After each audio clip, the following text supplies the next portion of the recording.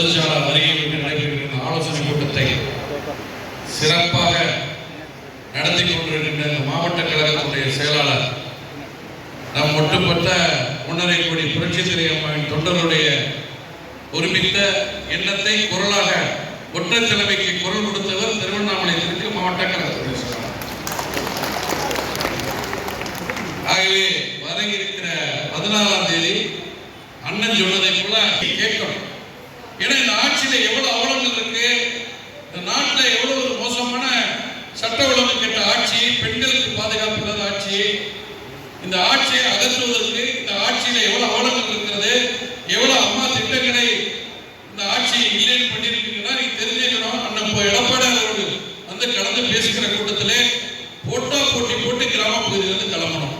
இந்த கூட்டத்தை இங்க சிறப்பாக ஏற்பாடு செய்து கொண்டிருக்கின்ற முன்னிய கழகத்துடைய செயலாளர் நண்பர் மகரிஷி மனோகரன் அவர்களே, அன்பிற்கினிய நண்பர் அசோக் அவர்களே, தம்பி நகர கழகத்துடைய செயலாளர் நண்பர் ஆனந்தன் அவர்களே, மற்றும் இங்கே வருகின்ற மாவட்ட கழகத்தினுடைய அவைத்தலைவர் அண்ணன் நாராயணன் அவர்களே, மாவட்ட கழக பொருளாளர் அண்ணன் நைனாக்கன் அவர்களே, மாவட்ட மருத்துவர்களுடைய செயலாளர் மரியாதைக்குரிய முன்னாள் சட்டப்பேரவை உறுப்பினர் அவர்களே, முன்னாள் வழக்கறிஞர் அவர்களே, மாவட்ட கழகம் இங்கே வருகின்ற ஒன்றிய கழக செயலாளர் அருண்பாண்டியன் அவர்களே, பாபு அவர்களே, மற்றும் இங்கே திரளாக வருகின்ற பேரூர் கழகத்தினுடைய செயலாளர்களே, பேரூர் கழக மன்றத்தினுடைய உறுப்பினர்களே, அனைத்து நிலை பொறுப்பாளர்களே, முதற்கண் வணக்கத்தை உறுத்தாக்கி கொண்டு இந்த கூட்டம் என்பது அண்ணன் சொன்னதை போல கோயம்புத்தூர்ல தொடர்ந்து எல்லாம் சொல்லுவாங்க. தென் மாவட்டத்தில் வந்து முக்குளத்தூர்களுக்கு வந்து இந்த இயக்கத்தில் பின்னணி இருக்குன்னு, தென் மாவட்டங்களில் தான்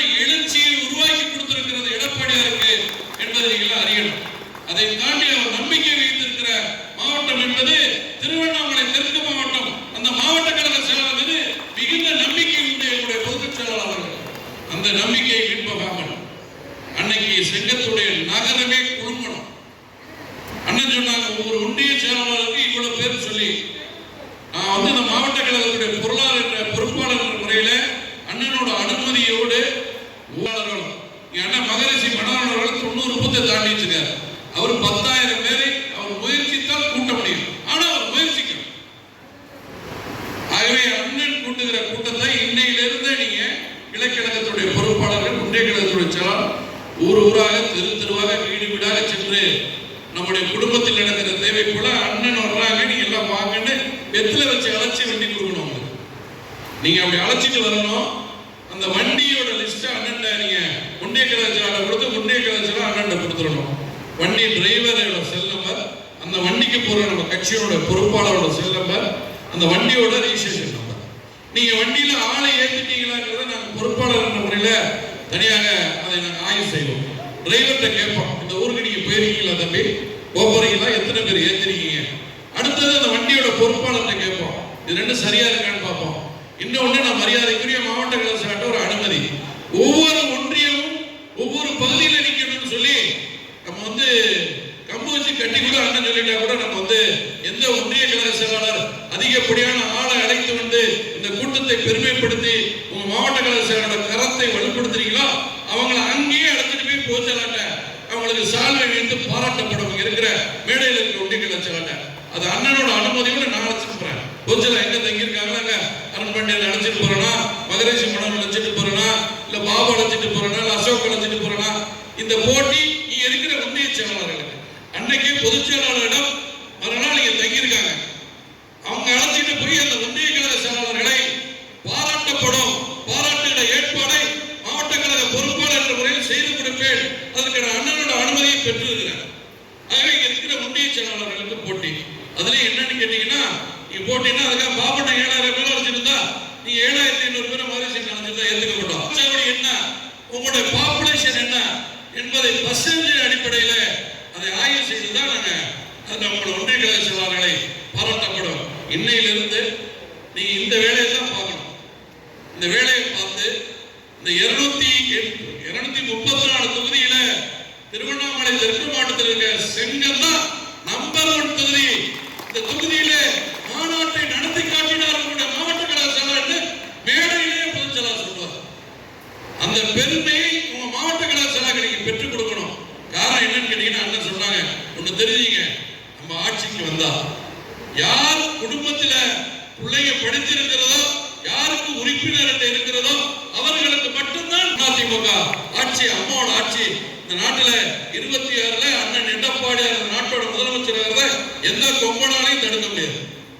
காரணம் என்னன்னு கேட்டீங்கன்னா, நாங்க தமிழகம் முழுக்க பொதுச்செயலாளர் பின்னாடி பயணித்துக் கொண்டு இருக்கிறோம்.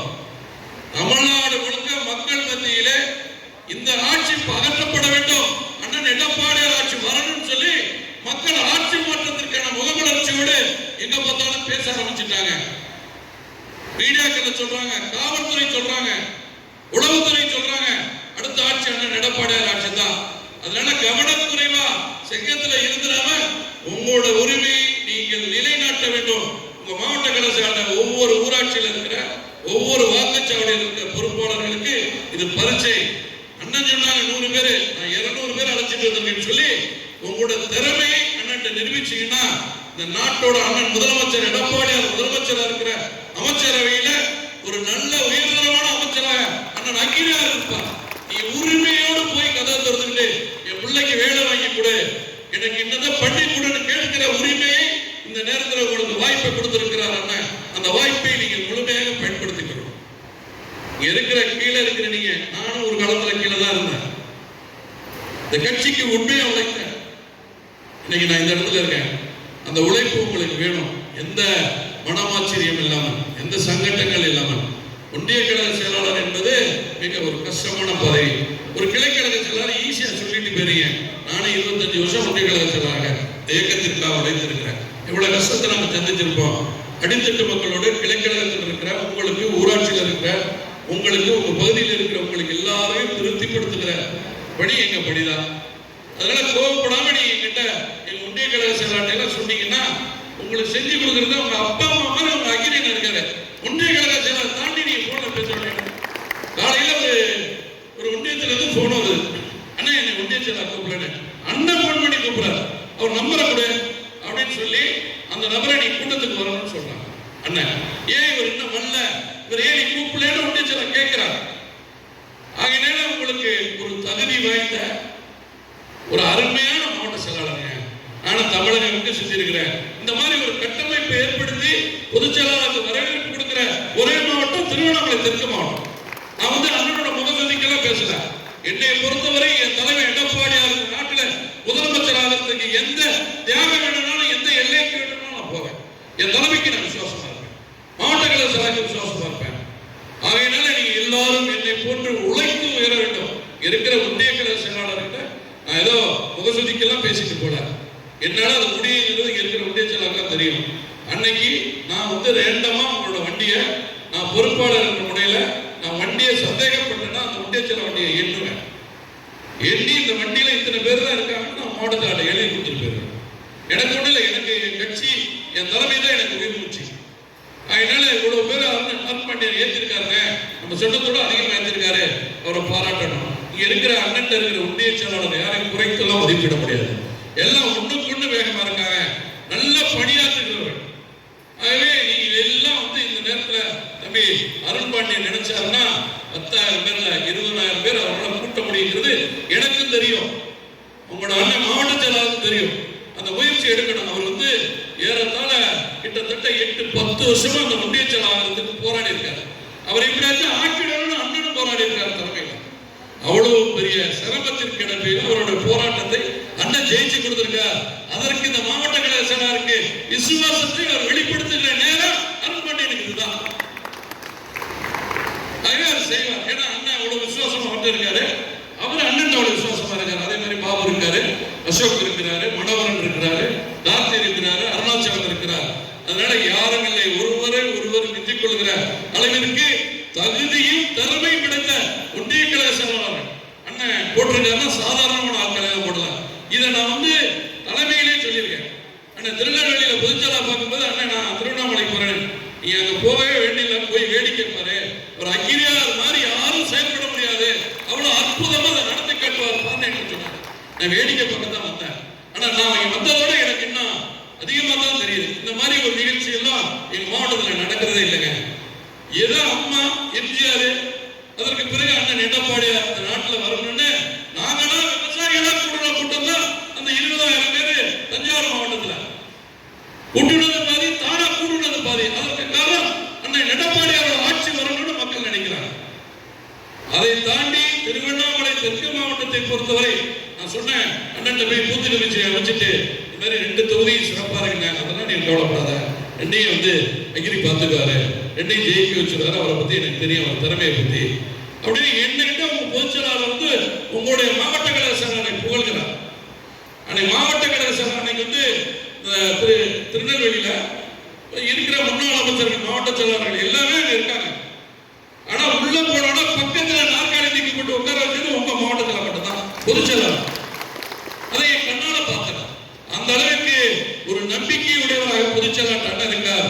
அண்ணா என்ன சொன்னாலும், அண்ணா என்ன நினைச்சாலும் செய்து கொடுக்கிற பொதுச்செயலாளர் நினைக்கிற ஒரு தகுதி வாய்ந்த மாவட்ட செயலாளர் அண்ணா அகிரியார் அவர். ஆகவே அவருக்கு புகழ் சேர்க்க வேண்டும். இதை நான் பெருமையா சொல்றேன். எனக்கு சொல்லிக்கணும் அவசியம் இல்லை. நான் தஞ்சாவூர் மாவட்டக்காரன். எனக்கு இங்க ஒண்ணு இல்லை, என் படி முடிஞ்சோன்னு நான் வீட்டுக்கு போயிருவேன். நான் வரையே நான் அகிரியாரை நம்பி இருக்கேன். ஏன்னா அந்த மாதிரி மனிதர் அவரை நான் பார்க்கிறேன். அன்னைக்கு கூட அண்ணன் முடிஞ்சா பாருங்க இல்லைன்னு எனக்கு எந்த எண்ணங்களும் எதிர்பார்ப்பு இந்த இயக்கத்தில் இல்லைன்னு. என் தலைவர் எடப்பாடி முதலமைச்சர் ஆகணும், அண்ணன் அமைச்சர் ஆகணும், அது மட்டும் இருந்தா போதுன்னு எனக்கு எந்த எதிர்பார்ப்பே எனக்கு போதுமான அளவுக்கு என் முன்னோர்களை எனக்கு வச்சுட்டு போயிட்டாங்க சொத்து சொல்லத்தை அப்படின்னு அண்ணன் அப்படியெல்லாம் இல்லை அப்படின்னு அண்ணன் எனக்கு சொன்னாங்க. நான் இன்னைக்கு பொதுச்செயலாளருக்கு அப்புறம் நான் நினைக்கிறேன், நான் நேசிக்கிற ஒரு மிகப்பெரிய ஒரு அற்புதமான தலைவர் என்பது அண்ணா அகிரியார். குறைச்செல்லாம் யாரும் மதிப்பிடாதீங்க, குறைச்சி யாரும் எண்ணிடாதீங்க. மிகப்பெரிய சக்தி அண்ணா திமுக தமிழ்நாட்டில் எடப்பாடியார் அப்புறம் அண்ணா அகிரியார். தெளிவா நீங்க தெரிஞ்சு அவரால் என்ன வேணாலும் செய்ய முடியும். இந்த திருவண்ணாமலை மாவட்டத்தில் 2 வருஷமா அவர் பின்னாடி நான் பயணிக்கிறேன்.